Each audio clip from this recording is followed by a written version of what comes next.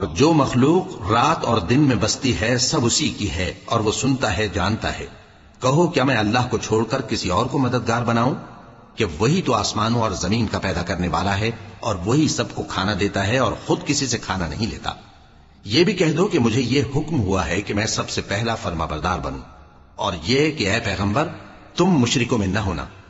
یہ بھی کہہ دو کہ اگر میں اپنے پروردگار کی نافرمانی کروں تو مجھے بڑے دن کے عذاب کا خوف ہے۔ جس شخص سے اس روز عذاب ٹال دیا گیا اس پر اللہ نے بڑی مہربانی فرمائی، اور یہی کھلی کامیابی ہے۔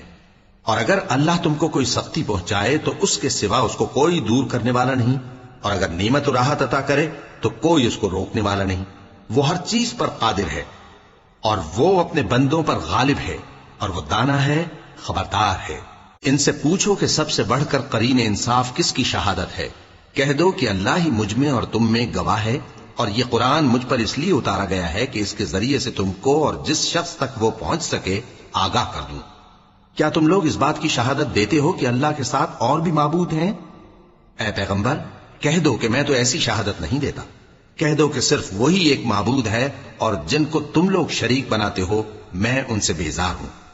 جن لوگوں کو ہم نے کتاب دی ہے وہ ان کو یعنی ہمارے پیغمبر کو اس طرح پہچانتے ہیں جس طرح اپنے بیٹوں کو پہچانا کرتے ہیں۔